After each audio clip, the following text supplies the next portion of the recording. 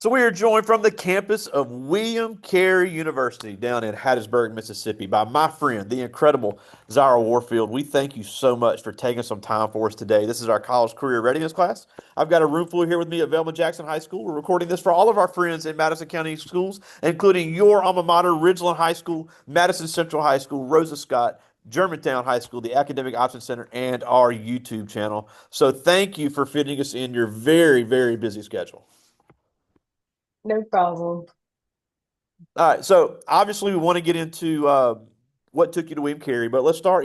Graduate of Ridgeland High School, you did a Okay. lot while you were in high school, involved in so many things. Uh, Great power lifter with our friend and the legendary coach Peter Glover, cheerleader there. And so, just talk about your experience at Ridgeland High School, all the things you were involved in while you were a high school student, and how that led you to USM. Yeah, so ironically, I wasn't, I would say, near as involved in high school as I was in college. But when I was in high school, I played a lot of sports. So I was in the band, I played the clarinet, I was a cheerleader all 4 years, and then I powerlifted for at least like 2 or 3 years. And we went to state. I know, at least I went to state 2 of those years, and it was a good experience, honestly. Um, very, I would say, diverse background that requires a lot of different things, and has allowed me to get to at least this point. So I'm grateful. Yeah, and we'll definitely get to where you are now because I think it's so cool. But after all that, you had the opportunity to go to my alma mater as well. I know I'm wearing the LSU shirt, but University Yeah, of what's Southern up with Mississippi. that? Hey, I went to both, so I have degrees from both. So Nice. I have to balance it. So you did go to USM where you were a cheerleader for the Golden Eagles, Yeah, and go we have a lot of Eagles. absolutely to the top, and we've got a few athletes in this room, and we'll have a lot of athletes that see this later. And I think it's important to talk about the demand for a college athlete or even a college band member. The amount of sacrifice and dedication that is needed supersedes the amount in high school exponentially for Oh, several for reasons. sure. One, you're traveling all over the country. You have a very rigid practice schedule, and if you're on scholarship, they're expecting you to deliver. And also, you're there to get a degree. At the end of the day, even though you were a great cheerleader, there's not a whole lot of money in professional cheerleading after you leave college. So you can use that as part of your college experience, but at the end of the day, you are there to get a degree. So talk about what your degree was at Southern Miss and how you kind of balance being a part of the athletic program with being a great student. Yeah, so I cheered for Southern for 3 years. And initially during football seasons, my schedule was based off of like our cheer schedule. So I would have classes from like, I don't know, it's been a minute, but like 9 to maybe like 3, like straight through on Monday, Wednesdays, and Fridays. And then on Tuesdays and Thursdays, um, I would have like practice. So like practice from 1 to 3 in the heat. And it honestly, it was a great experience, but you really do have to learn how to manage your time well because of the fact that I mean, the teachers aren't going to not give you tests because you're a student athlete. There's a lot of what is it? A lot of resources specifically for athletes that allow you to like get tutored if you don't understand anything. There are liaisons if you play like a sport like football or basketball that will help. Like they literally, I don't know, it's so crazy because they literally hold your hand and say like, "Hey, your English class, you had a paper that's due, or you have a paper that's due on Wednesday, but we know you're going to be traveling. So this is what we're going to sit down with you and make sure that you do that." Now, contingent on the sport, some coaches will make you go to tutoring hours in the student athlete facility. This is just for Southern, but I'm sure plenty of other institutions do that, but they'll make you spend like 2 or 3 hours with the tutor every week just to make sure that you stay on top of your studies. Yeah, and like I said, this is all contingent on the sport, but for me, we maybe traveled like we didn't travel near as much as a baseball team or a basketball team, but we traveled a good bit, and we would leave on Fridays. So I would, if I had a Friday class my freshman or sophomore year, then I would miss that and go to a basketball game and have to come back and make up tests or make up assignments. But thankfully, a lot of things are, COVID has allowed us to be able to do Yeah. more virtual assignments and things like that. So you don't necessarily have to be in class. And sometimes, like some teachers who are very technologically like savvy are able to post their lectures and stuff like that on, for example, your class, like you post your stuff on YouTube.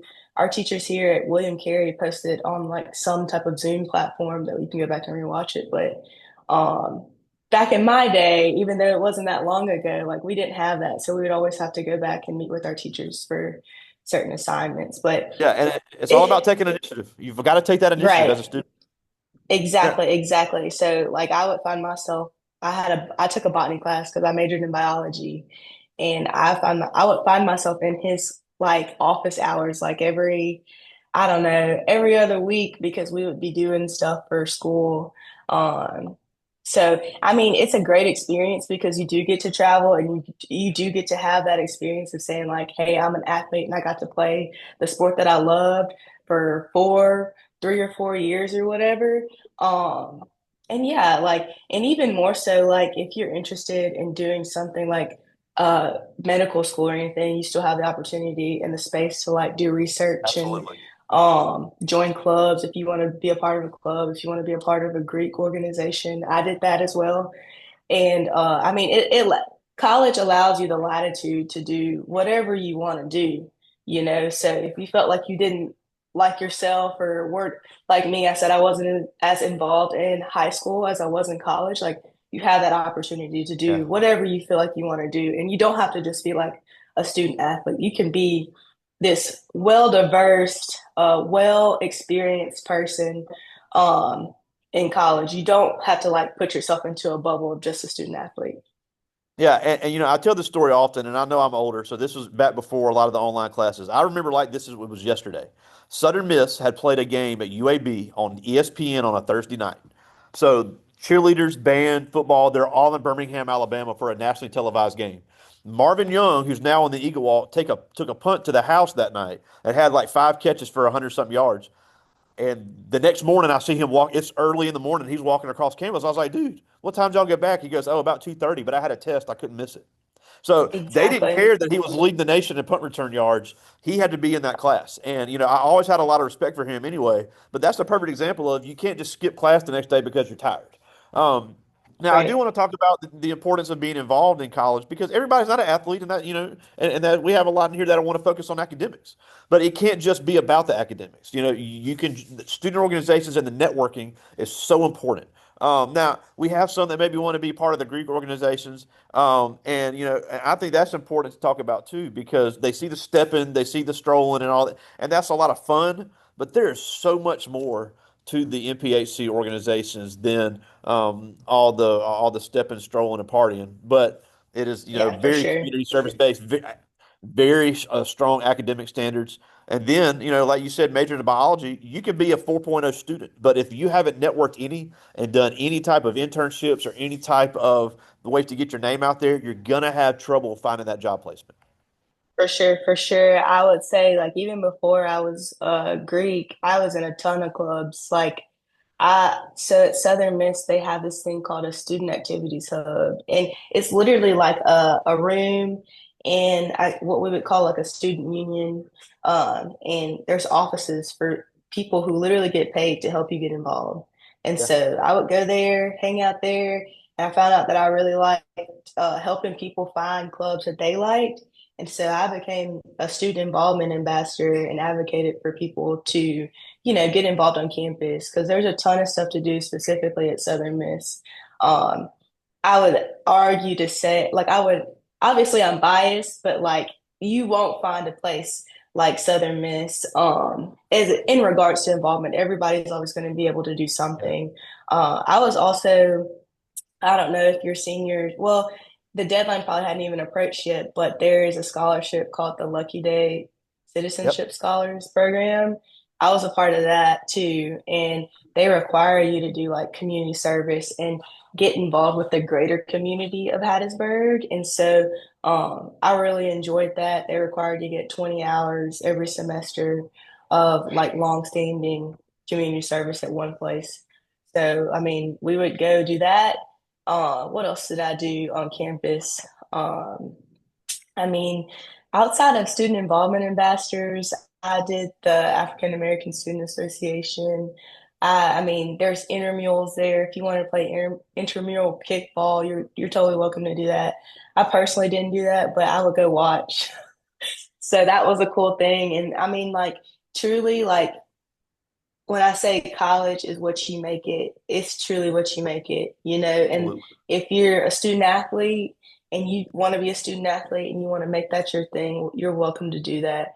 But if you want to just do clubs and you want to be involved, like if I could tell any of you guys anything that's sitting in your seat is like, hey, go to class, make sure you get your schoolwork done, but like be involved, be a part of a community that allows you to experience different things so that you when you get out into the world you're not so like shocked that people are doing something outside of like what you would think is normal. Absolutely, absolutely. Now, we got to talk about your life after USM because you were a Yeah. biology major. You did spend some time at UMC doing some research, and now you're down at William Carey in med school. So, for we Yeah. have kids that may be interested in the health science field. I have kids all the time, so they want to be doctors and they want to go to med Hmm. school, and I don't think they realize what it takes to be there. So, talk about what led you down this path, and that new program at William Carey, which is rather new in the state of Mississippi. For sure, for sure. So yeah, I am in med school. This is my second week in med school. So it's a bit of a learning curve. But I will say, like prior to this, I worked at UMC as a research assistant. And so basically what I did was helped other PhDs like put forth their research.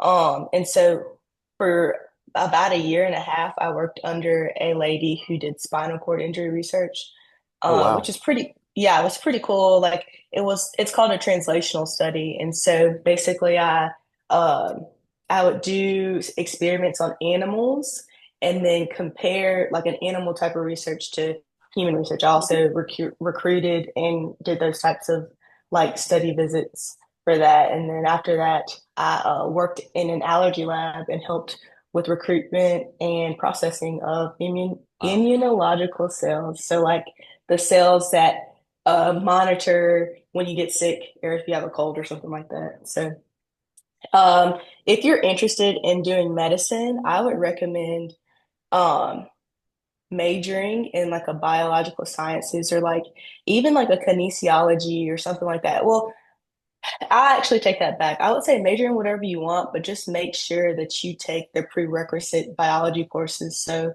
biology one, biology two, chemistry one, chemistry two, organic chemistry one, organic chemistry two, physics one, physics two, and I think you have to take calculus or something like that. But I would say major in whatever you want that interests you, but make sure you take those classes. Now, med school is incredibly competitive to get into.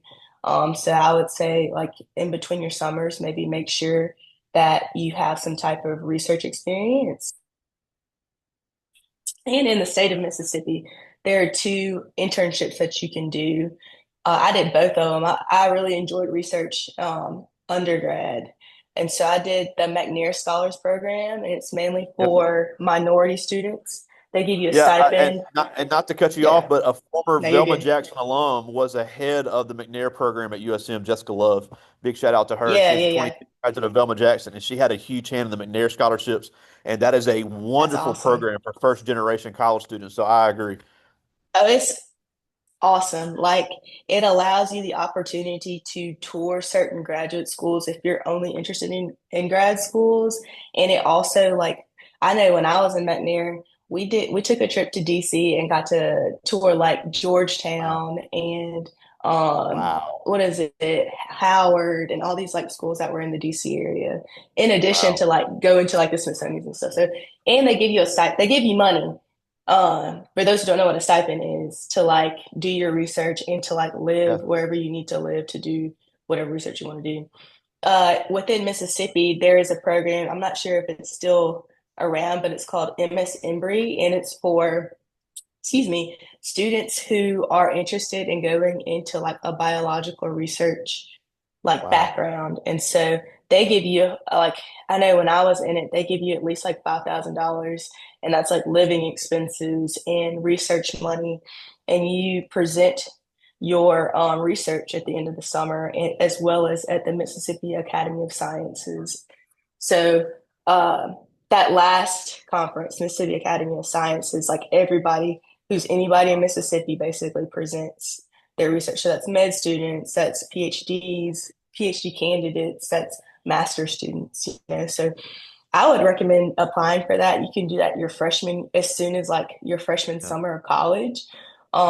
Met near, I think you have to be like a junior or a senior. You have to have some a certain amount of school hours, but that's the whole research component of it. I would say if you want to do med school, you need to be involved and have like a leadership role in like a club, or like if you were the captain of your basketball team in college, that looks really good on your application. And in addition to making sure that you keep at least like I would say like a 3.4 or 3.5 in your classes. So it does keep you pretty busy, but the experiences show med school people who do the applications and admissions offices that you are well rounded and that you're serious about medicine. I also forgot about the shadowing, like you still have to shadow as well. So Absolutely. Now, yeah. yeah, and also another thing that if you're even interested now in high school, our program over at MCTC, where they can do the health science for 2 years, and that's a USM. My friend Mary Slaughter is in charge of Hmm. that over there at MCTC, and Oh, they do that's a really great job. cool. Yeah, but something else I think we'd be remiss if we didn't talk about because I want to get to their questions, but I think we'd be remiss, Yeah. even because we hear kids say I want to get into health science, but they hear how long it takes to be a doctor. You don't have to be a doctor to get into medicine. There are so Mm-mm. many people in health science, and now, and I know you Yeah. see it now. There's more and more technological people. There's people that are IT and engineers and robotic operators. There's CNAs. There's techs. There's uh, therapists, radiology. I mean, Right. physical therapy So assistants, and many, these are so many programs that you platitudes, yeah, that you can yeah, get and these are into. programs that you don't necessarily need a 4 year degree. You can do a 2 year Mm-mm. program and work your way up and learn the field. And these people make good money, and they're working with patients every day, and they're working side by side with doctors, and they have a huge hand in saving people's lives and helping people get better. For sure. And I would say like if you're interested in being a doctor, please don't get into it for the money, because it's, you No, know, 8+ years of like just hard work. And absolutely. if you're not interested in helping people solely, I would say, you know, go the route of like, I don't know, there's physician assistants. You can do 3 years of school and be a physician assistant and like move around however you want to do it. Or you I talked about agree. radiology techs. You do that. You know, they do 1 year nursing programs now. So like if you just want to if you want to help people but you don't want to be in school for a long period of time, excuse me, then go that route for sure. Absolutely. Well, I do have some questions from the students. I'll get to as many of these as I can. And I love For this first one sure. because she has two questions. Nice. And I think one's kind of funny and the other one is more serious. But she said, you told us you pledged, but you didn't tell us what I'm sorry, this is Deani Johnson. She's in ninth grade, one of our band members. And she asked, you told us you Nice. pledged, but you didn't tell us your organization. So which D9 organization were you a part of? I'm a Delta. I don't know about all those no, I'm just kidding, but I'm a Delta. So yeah. Yeah, and we had several teachers here at Velma Jackson that are Deltas. Our art teacher, Miss Davis, Yeah. and then right down the hall, Kiera Drain is also a Delta as well. Rain. She's in my chapter. Love her. Yeah, absolutely. Now here's more a med school question. She said Yeah. you told us about applying for med school. So what were some things that you had to do to be eligible to be accepted? Okay. I think first things first, there's an application portal called the ACOMAS, the American Association of College, the American Association College. I don't know the full thing, but it's called ACOMAS. You can look it up. AAC. OMAS, ACOMAS. Basically, you put your information in, so your name, your experiences, like research experience and leadership experience, and all of that, as well as letters of recommendations from your teachers and your, if you wanted to get it from like, I worked, so I got something from my boss. And I CrossFit it. I do CrossFit or whatever, and I coach, and so I got something from my other boss from that uh, institution or whatever. You submit all your stuff. It takes 4 weeks. This is like a universal application system, and you can send it to whatever school you want to. So I sent it to, the biggest thing with med school is like a lot of people will apply to one school and get rejected, and that's the end of their application Yeah. cycle. When you apply, make sure that you apply to like 20 plus 20, 10 to 20 schools is like the limit for you. And so I applied.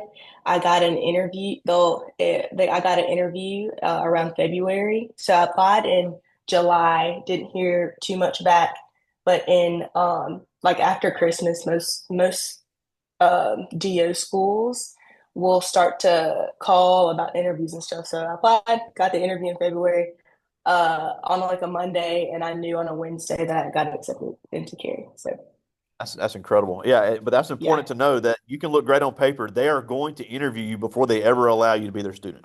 So Always, always. learning how to speak, learning how to present, being being confident. You could be very brilliant, but people do not want a med student that is not confident. Um, I like this one. This is Brianna Williams. She's one of our basketball players here at Velma Jackson. She's in 10th grade. And she asked, you said you weren't as involved in high school. So what other or clubs do you wish you would have done while you were in high school? Yeah, I think the only thing that I would have probably done differently is uh I really wish that I would have done like an SGA. At Ridgeland, they do like a not a junior auxiliary, but kind of like that where you get to be kind of mentored by the city council. I Yeah, can't remember the name of Mayor it, but Mayor Gene McGee. I forget what it's called, but he does a great job with that, getting students involved in the local government. You're absolutely right. yes, and so I didn't apply for it, and I hate that I didn't because they were doing all types of stuff with the city. And so yeah, those are the only two things that I probably would have wanted to be a part of in high school. Um, yeah. Yeah, but that's a great thing to be involved in because knowing the mayor of the city would be great for networking. Because again, you're going to need recommendation letters. How good would it look if you get Hmm. involved in something like that, and the mayor, a 40-year mayor of Ridgeland, Mississippi, is able to write you a recommendation letter? So I encourage all Exactly. our high school to look into that. That is a great program. I'm glad you mentioned that. It's got a couple more. I like this one. This is Michaela Burke. She's in 10th grade, one of our volleyball players, and she asked, "How do you stay motivated going from sport to sport as a cheerleader?"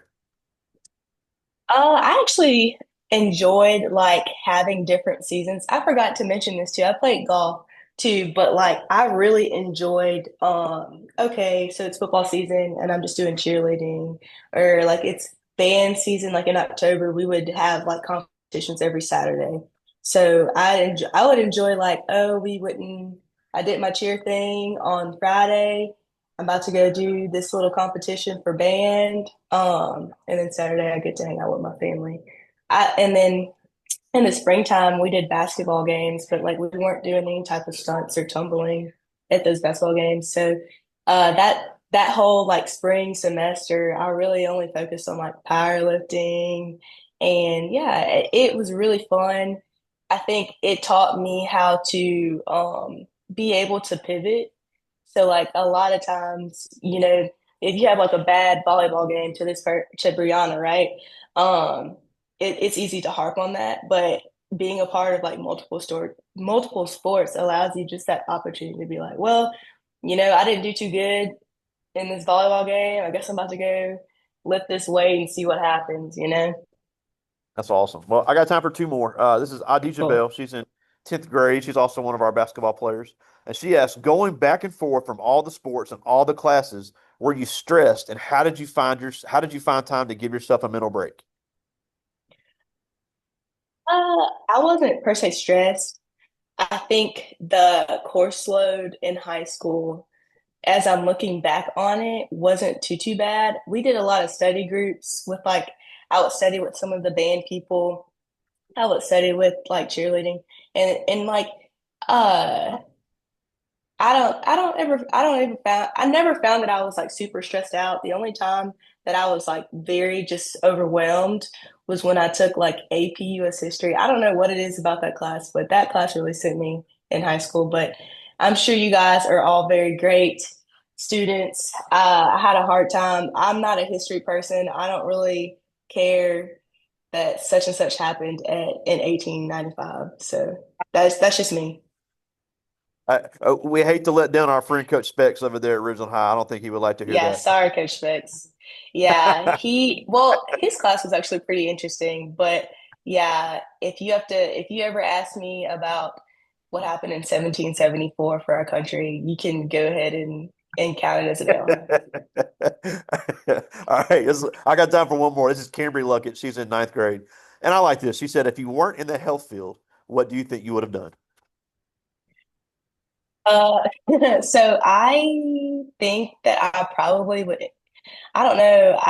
I wrestle with that.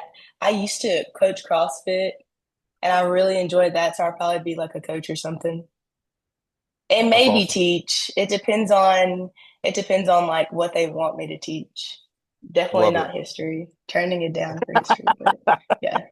All right. Well, we're almost out of time, and we thank you so much for joining us. I've been wanting to have you for so long. But before we go, Mm. you're from the same school district, and your alma mater is going to be able to see this letter. So you are a product of this school district, and you are literally on the precipice of being a medical doctor, which so many people dream for, but so few achieve. So obviously, it can be done. So as these kids get ready to make that transition from high school to their next step, what do they need to do now to mentally prepare themselves for the obstacles they're going to face?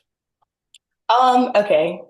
This might be a little bit longer than you would like, Greg, but just like stop me when you're ready. But first of all, y'all need to go ahead and get your official transcripts together. Go talk to your counselors. Make sure that you can get them sent to your schools. Start checking for scholarships on your school's website. Okay. And I would even go so far as go ahead and start pre-writing certain scholarship prompts, you know. So like a lot of colleges like to have like similar scholarship prompts where it's like, what's something hard that you Absolutely. went through? Absolutely. Go Use ahead AI and to write it. pre-write that. Yeah, Right. Yeah, go ahead and I would write it myself, put it in AI, make it however you need to. Make it sound good or get rid of the grammar stuff. The second thing I would do is like you almost want to get into the mindset of treating your classes like a job, you know, take them real serious. Okay. So, you know, you have a test coming up, but the stuff that you learn in high school, that high school biology class builds into that college biology class, builds into if you want to go to med school, you know? So like seriously, like learn the stuff now, learn the foundation now, so that when you start building those bricks for whatever major that you want to do, you know remotely what's going on. You know, there don't you just go. study for the knowledge that you need for what to do whatever you want to do. What else would I say? I'd say like, you know, not everything's just A to B to C. Sometimes you have to take some little detours on the way. And I promise you it's okay. Everybody has a struggle somewhere and it's okay to struggle a little bit, you know, because you're always going to end up on top if it's your mindset to get there, you know. But Absolutely. yeah, Well, y'all can do it. Y'all are way more capable than I was. I'm impressed by the latitude and the abilities of a lot of like the high schoolers that I have encountered recently. So, I mean, you're in good hands with Greg, and Madison County Schools definitely prepares you for the outside world. So, yeah. you're a great example of that. And again, we thank you so much for joining us, the soon to be Dr. Zyra Warfield, Ridgeland High School alum, Southern Miss alum, and soon to be William Carey Med School alum. We thank you so much for joining us. But before we go, Southern Miss, To the top. all right, buddy, talk to you soon. See ya. Thank you so much.